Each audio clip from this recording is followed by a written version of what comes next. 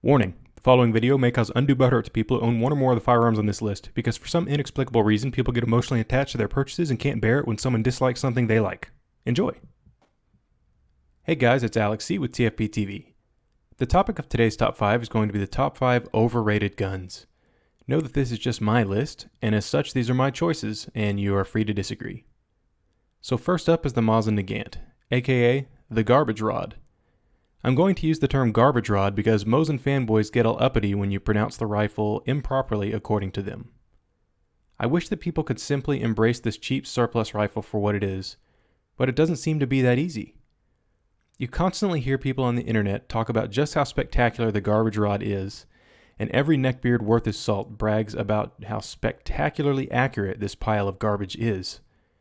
Funny enough though, when I've challenged people to show me on the range, it generally results in a 5-inch group and some grumbling about bad ammo or some such. Because, you know, heaven forbid that a $150 gun not perform like a $1,000 one. Even Nathaniel F., in his article for TFB titled In Defense of the Mosin, he said, "It's true that the Mosin Nagant is not the best bolt-action rifle in the world. It may be, in a technical sense, one of the worst." I once squared off against TFB's own Miles Vining, a Marine infantryman and firearm instructor, with a Mauser from 1901. While he used the garbage rod, and he owns one, I was able to fire off 10 rounds before he could get through 5. Working the bolt simply feels like dragging a grand piano across a gravel beach, and the trigger feels the same. Of course, when you talk to the garbage rod fanboys, they will tell you that theirs functions flawlessly, and that I simply haven't cleaned the cosmoline or some such out of my gun, despite the fact that I'm pretty damn good at that by now and do it all the time. Using clips is also ridiculous, as the Russians managed to design a gun that doesn't automatically eject clips, and they must be manually removed. This is how it's supposed to work. Shown here is a Mauser. This is how the garbage rod works. But you know, for every good Russian small arm, there are 5 or 6 that are horrendous. Also, don't forget how the bolt handle and head are separate pieces as opposed to the Mauser. Way to go, Sergey. So the old garbage rod is loved by many because it's cheap now, but I pray for the day when it is actually accurately compared against its peers, as only then will it be judged according to its merits, of which there are very few. So next up we have the German G43 self-loading rifle. People have a strange tendency to put anything from World War II that's German on a pedestal, despite how good or bad it actually is. While the Germans certainly have produced some innovative small arms over the years, consider that the crude stamped Sturmgewehr was their best auto-loading rifle of the war. They produced some real stinkers including the G41 Walther and the G41 Mauser, and the well-regarded, for some reason, G43. The G43 uses a fragile locking system with a reputation for cracking flaps. Parts are usually poorly heat-treated too, and this results in breakages throughout the system. The rifles are so overgassed that they crack bolt carriers and bolt sleeves too. In fact, I know a guy who was shooting his G43 when the carrier exploded in his face, and he might not be able to see today if it were not for his eye protection.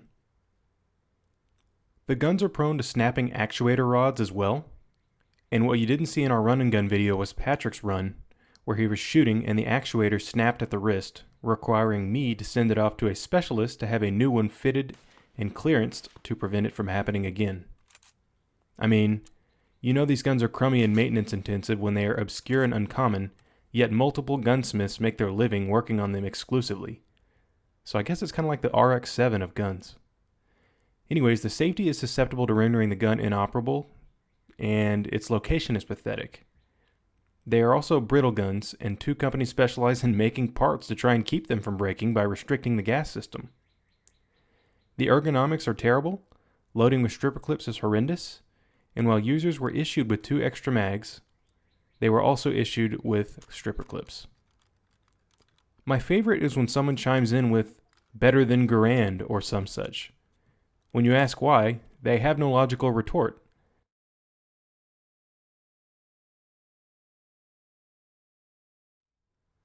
I wish I was kidding. But hey, it's German and from World War II, so it has to be the best. So next we have a gun that I actually quite like, but that doesn't mean it isn't overrated. This is the Armalite AR18, the civilian version of the Selectfire AR18. Of course, you can't mention the AR-180 without some wise ass chiming in with, better than AR-15, or, we should have adopted this instead. And you can't even mention it without someone saying, I wish they would reproduce these with more modern materials. And then you show them the AR-180B that was literally what they just described. And it flopped. Horribly. So it's obvious that people put these on a pedestal despite the fact that they flopped twice, and I'm not quite sure why people do this. The AR-18 was literally designed with licensed production to poorer, less advanced countries in mind, who did not have the means to produce more complex designs that required a lot of milling. Tolerances are relatively loose, the guns are ugly as sin, the stamped and welded construction makes them look like a Mad Max prop reject, and still, you might think the rifle is AK simple in its disassembly, but it isn't. There are more small bits and pieces to lose on an AR-18 than on an AR-15. And there is even a non-captive takedown pin. The folding stock is a complete joke, and the hinge is notorious for breaking. Hell, it even feels flimsier than Bill Cosby's morals. Magazines are rare and expensive, and not interchangeable with AR-15 M16 mags, which really sucks. Performance is often exaggerated too. The British government tested it and found that it performed poorly in mud and sand, and the US government tested it multiple times at Aberdeen, deeming it unsatisfactory each time. So the AR-180 was designed to sell to nations who could not afford or produce AR-15s, but remember, the internet tells you that it's better.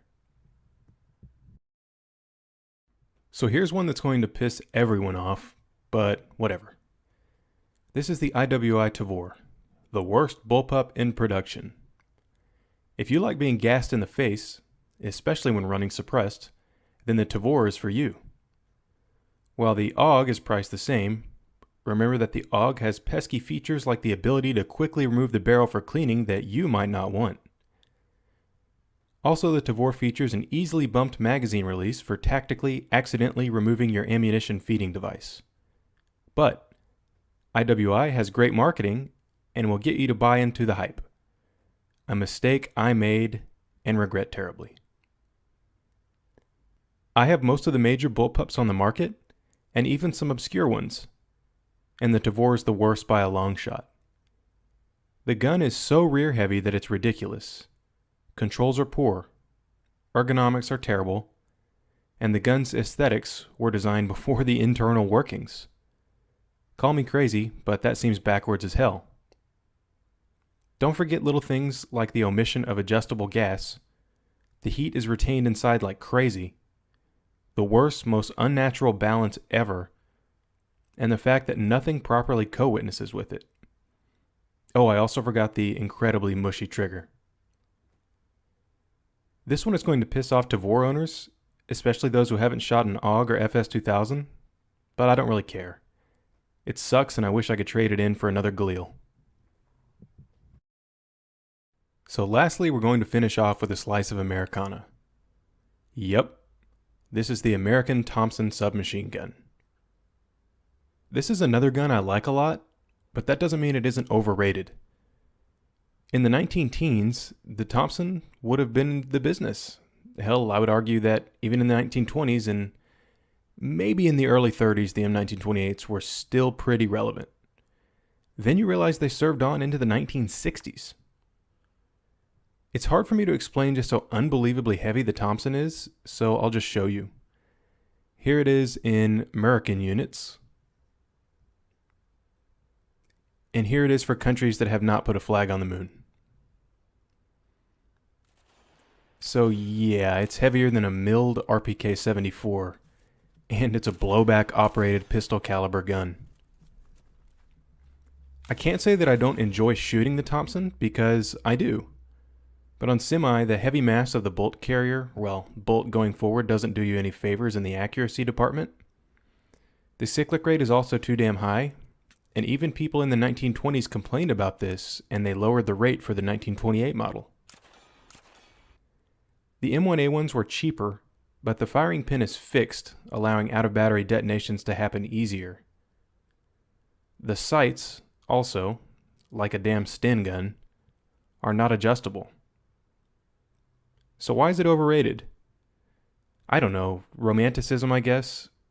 In Nathaniel's Weight Omnibus series of articles he posted a while back, several commenters refused to believe or even acknowledge that the weight of the Thompson was any kind of hindrance to the men who carried them, and I certainly call shenanigans on that nonsense.